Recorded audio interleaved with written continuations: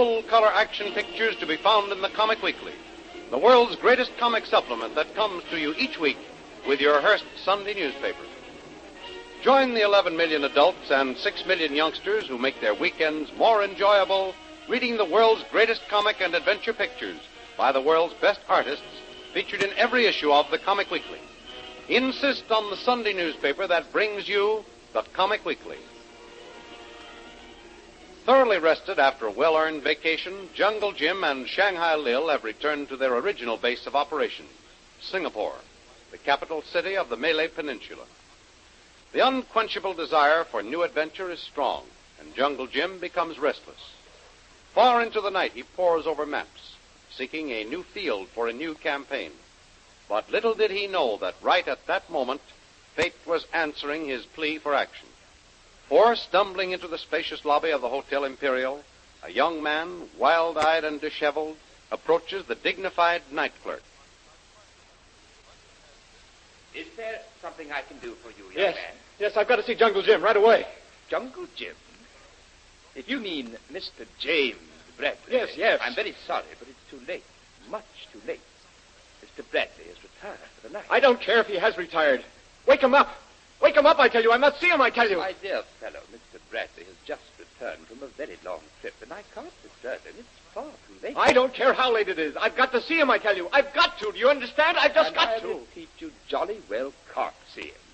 He's in bed, I tell you, asleep, no doubt, and unquestionably tired after a very long journey, and I am most definitely not going to disturb him. Now, look here. I'm desperate, and I won't take no for an answer. I tell you, I've got to see him. It's a matter of life and death. A matter of life and death to you, perhaps. But I'd like to inform you, young man, that this is an hotel.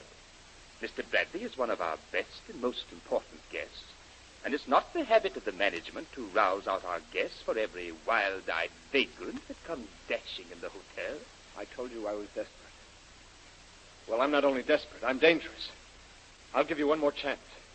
Will you let me see Jungle Jim Bradley? Absolutely not. And if you don't leave this hotel immediately, I shall call the police. Oh, no, you won't. You see this? It's a fully loaded automatic. And I tell you right now, I'll use it on you if you don't get Mr. Bradley. I can't and won't be intimidated by your positively American gangster methods. Now, leave the place at once. Listen to me once more, you blithering young fool. I'll give you one more chance. Pick up that phone and call Jungle Jim Bradley's room, or I'll blow your brains out. Now, quick. I'm desperate. I mean business. Oh. Very well. If you're really going to be unreasonable, I shall call Mr. Bradley and tell him why I'm disturbing him. And let me warn you, young man, you shall answer for this outrage. Emma Jean, will you get me Mr. Bradley's room, please? Mr. Bradley? One moment, please. I'm ringing Mr. Bradley's room. Here's Mr. Bradley. Hello? Mr. Bradley, this is Mr. Mitchell, the night clerk. I'm most frightfully sorry to disturb you at this unearthly hour, but there's a young man here at the desk who is most insistent upon seeing you. Hey, doesn't he know what time it is? It's 3 o'clock in the morning. Yes, Mr. Bradley. I realize it's 3 a.m., but he insists. I tried to get rid of him, but he won't go away. He says it's a matter of life and death, and if I don't show him up, he'll blow out my brains.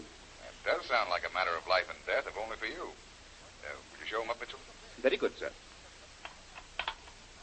Well, what did he say? You may go up. It's the 4th floor, Suite A. The elevator is at your left. All right, thanks. I'll find it.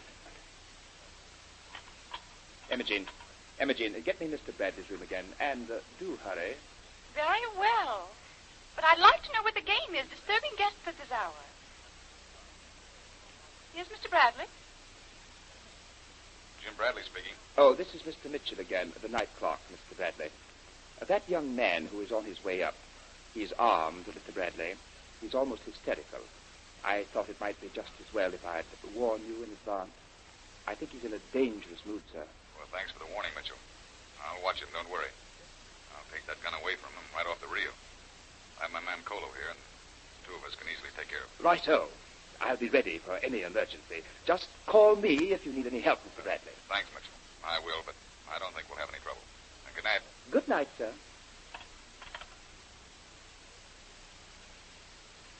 Colo, you'd better be ready. We're having a guest here in a minute. He's packing a gun. He might cause a little trouble. Yes, Tuan. That's it now, Colo. You open the door. Open it wide. Let him in. And then when you close the door, try to get behind him in case he gets tough. Yes, Tuan. Colo ready for him. Oh. Are you Jungle Jim Bradley? That's me. Come in, won't you? Yes. Thank you. All right, fine. Now then, young fellow, before we proceed any further, you'd better hand over the hardware before someone gets hurt. Huh? Oh, what did you say? That little firearm you were using on the clerk Oh. downstairs, the Oh, yes. revolver. Let me have it. Oh, that's here. Take it away gladly. Oh, thanks. Well, like that. Now sit down in the chair. Oh, thank you. You look as if you're all in.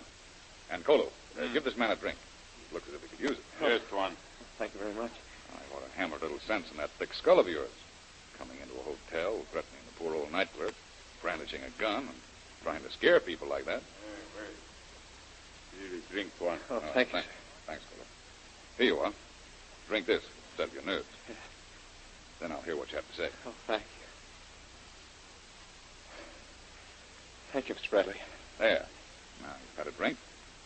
Tell me, what's all the excitement about? Well, First, I must apologize for my rudeness, Mr. Bradley.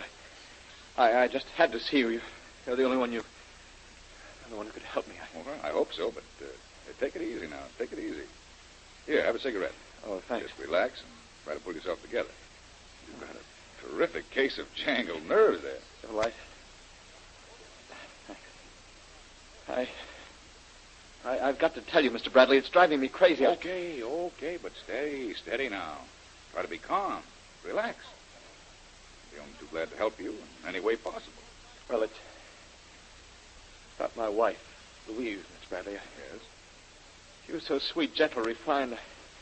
Now she's changed. Good heavens, man, she's mad. She's changed to a wild, howling savage. She's gone native. Here. Get a hold of yourself. Somehow, this doesn't seem to add up right. Doesn't make sense. You say your wife has gone native? Yes. Now, look here, young fellow. Suppose you begin at the beginning and tell me your whole story. All right. Well, first, my name is Stacey. Harvey Stacey. Stacey, huh? Yes. That name sounds familiar. Oh, yes, I remember. Harvey Stacey, the big rubber plantation owner. He died about 2 years ago. Yes, that's right, Mr. Bradley. He's my uncle. I was named after him. You see, after my parents died, it was my Uncle Harvey who took care of me, paid all my expenses in college, back home in the States. Mm-hmm. Well, just before I graduated, my uncle died. Left his plantations to me. Never married, and I was his sole heir. I see. You've never been out here before. No, I never had. So when he died, leaving you his plantations, you decided to come out here and run them? Yes, that's it. But while I was in college, I went around with a very nice girl. We decided to become engaged. And then just before graduation. Did you get your special delivery letter, Harvey, dear? Yes, Louise. Sorry to keep you waiting so long, but I had to stop and read it. It's very important. Bad news? Yes. Oh. My uncle in Malaya is dead. Oh. The letter was from his lawyers. He died a month ago. He instructed them not to bother me until after the funeral. He's left everything to me. Wanted me to come out and take over the plantation.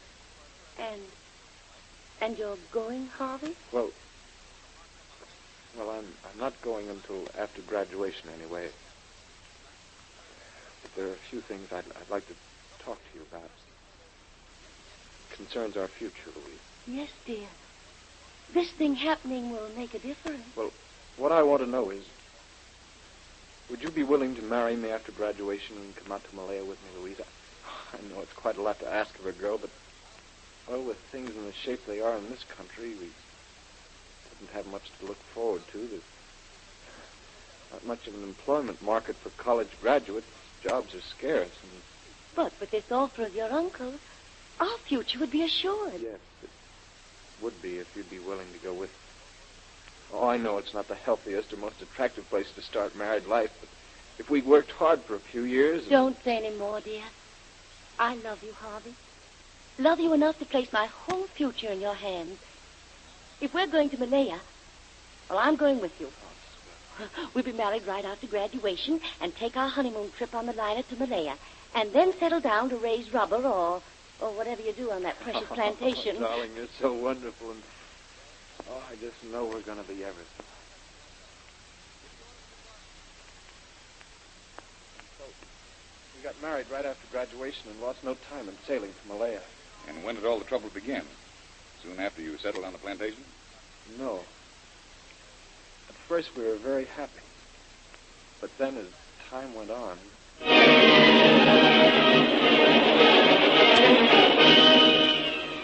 What strange power in the Malay jungle is driving the wife of this desperate young man insane? Will Jungle Jim be able to help this unhappy husband bring his wife back to normalcy? Don't miss the continuation of young Stacey's strange story in the next episode in the adventures of Jungle Jim. Remember, you can follow these adventures in the full-color action pictures which appear in the Comic Weekly, the world's greatest comic supplement containing the best full-color adventure and comic pictures. Remember, no other comic supplement can give you the top names of Cartoonland like the list of all-star favorites to be found in the Comic Weekly. The whole family follow the fun and frolics of Popeye the Sailor, Tilly the Toiler, Barney Google, the Little King, the impish antics of Skippy, the Katzenjammer Kids, the immortal Mickey Mouse, as well as the exciting adventures of Flash Gordon and Jungle Jim. Join the 11 million adults and 6 million youngsters who every week find the greatest of home entertainment in the Comic Weekly, which comes to you with your Hearst Sunday newspaper. More thrilling radio adventures of Jungle Jim will be heard at the same time next week over this same station. Be sure to tune in.